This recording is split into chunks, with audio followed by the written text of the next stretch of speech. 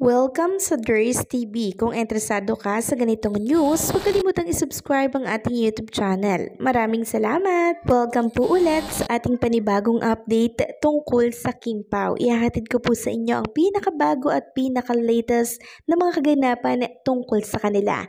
Kaya naman kung hindi ka pa subscriber ng ating channel, pindutin nyo na ang notification bell para lagi kayong updated sa mga balitang trending at napapanahon. So ayan, welcome back again sa ating YouTube channel mga ka-Kim Pao, and ngayong hapon ang pag-uusapan natin ay tungkol po sa mga kaganapan ni Kim and Paolo Abilino. Pero bago yan, nais ko munang i-share sa inyo ang tungkol dito sa nakakakilig na naman na ginawa ng isang Kim Pao group for Kim and Paolo Abilino. Ito po ay tungkol kina Kim and Paolo Abilino na kung saan ay bidang-bida na naman dito po sa Times Square, Lights of Times Square. Sabi po dito ng Kim Pao International, from our hearts to the lights of Times Square for 15 seconds on the 57 minute of every hour for 2 days straight starting tonight at 10:57 AM US time. Kahapon nata to. Kim Pao takes over Times Square, not just a video, not just a tribute, but a love letter in lights, written by fans glowing above New York City. Because when it comes to Kim and Pao, we don't hold back. We celebrate loud, we love big, we go global. To our dearest Kim and Pao, happiest birthday. Thank you for the kilig, the strength, the joy you bring us all. This is our gift to you from every corner of the world, lit up in the heart of the city that never sleeps. All for the love of Kim Pao forever. So hindi po ito ang unang beses mga ka-Kim Pao na talaga namang binida ng mga Kim Pao group ang tungkol dito kay Kim and Paolo Abilino dito po sa Times Square sa New York City. Grabe mga ka-Kim Pao, unconditional love talaga yung ginagawa at pinapakita po ng mga Kim Pao Nation for Kim and Paolo. Talagang ginagastusan po nila yung pagsuporta nila at pagmamahal syempre kay Kim at Paolo. So kung kahapon, si Paolo Abilino ay bidang-bida po sa MOA Globe bilang pagbati kay Paolo Abilino sa birthday niya. Ngayon naman, ang Kim Pao nasa Times Square. Dito po yan sa New York City. Nakaka-proud maging Kim Pao fans. I'm sure pag nakita po ni Kim and Paolo Abilino to, matutuwa na naman po yun. Talagang pinapataba niyo po ang puso ni Kim and Paolo. Next topic naman, pag-usapan po natin itong nakita at napanood ko po dito sa X. Ang napakalaking billboard ni Kim and Paolo Abilino para po ito sa Chowking. Shinare ito ng isang Kim Pao fans, Kim Pao Abilino, mula sa Princess J. Ram. Sabi niya, yung pag nasa kalsada ka, billboards na lang talaga nila yung hinahanap mo. Nakakamiss kayo pero okay lang, wag muna kayong umuwi, kaya namin to. So, na-miss nyo na din po ba si Kim and Paolo Abilino, mga ka-Kim Pao? Kasi ngayong araw, sinilip ko po ulit si Chinita Princess sa It's Showtime. Wala po ulit siya. So, diba kung inyong babalikan yung ating update nung nakaraan, may nagsabing Kim Pao fans na 3 days vacation na naman ito. 12, 13, 14. So, 14 na ngayon. Wala pa rin po si Chinita Princess sa It's Showtime.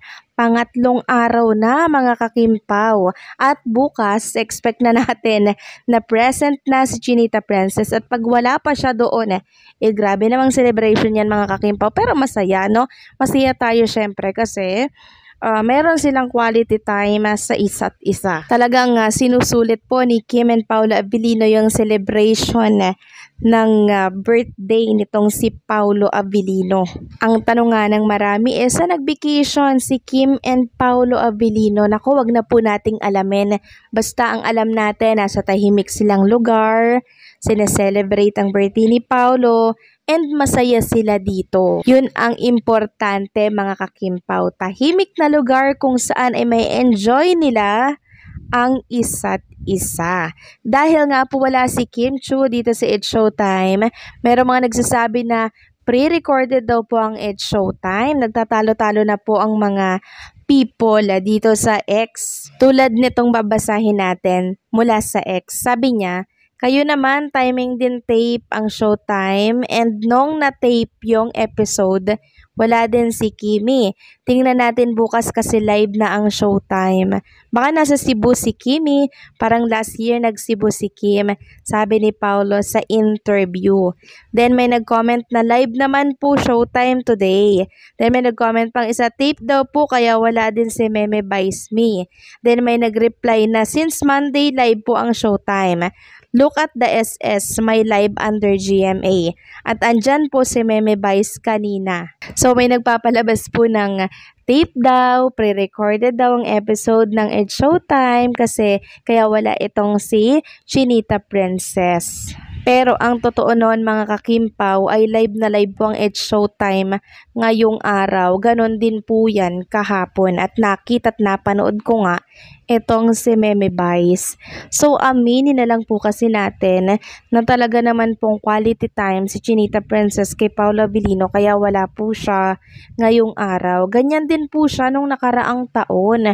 Kaya bakit pa tayo magtataka, 'di ba? Kung bakit wala siya sa It's Showtime.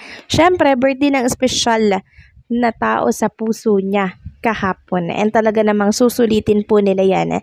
Kasi minsan lamang po yan mangyari sa isang taon. Sabi nga dito ng isang Kimpaw fan sa X, dahil nag-disappear at baka nasa sariling mundo nila, kanya-kanya tayo ng way para di natin sila mamiss. Then may nag-reply na masaya sis dahil nag-disappear ang Kimpaw at baby time nila ito. Deserve na deserve at pagbalik sana maraming ayuda. For sure mga kakimpaw, maraming ayudang makikita natin pag bumalik po si Kim and Paolo Abilino. Sa ngayon, ibigay muna natin sa kanila yung kapayapaan na gusto po nila. Yung katahimikan na deserve ni na Kim and Paolo Abilino. Kasi once na bumalik na naman sila sa wisyo dito sa mundo ng showbiz industry, napakagugulo na naman. Diba? Hayaan nating mag-enjoy muna si Kim and Paolo Abilino kung nasaan man silang lupalop ng ating bansa. Ako, isa lang ang instinct ko dyan, nasa beach or nasa Baguio. Kasi kung inyong babalikan po yung naging interview ni Kim and Paolo Abilino, 'di ba? Sabi nila magbabakasyon daw sila and yung favorite place nila ay beach. So asahan na natin na tan na naman yung mga skin ni Kim and Paolo Abilino, kaya naman talasan ang mga mata pagbalik po ni Kim and Paolo Abilino dito po sa Wish Show. So bukas tingnan natin kung present na ulit ba itong si Chinita Princess sa It's Showtime kasi sulit na sulit, no? Itong birthday celebration ni Paolo Abilino. Pero okay lang, basta masaya sila. So paano mga kakimpaw, hanggang dito na lamang po ang update natin. Maraming salamat sa patuloy po na pagsuporta.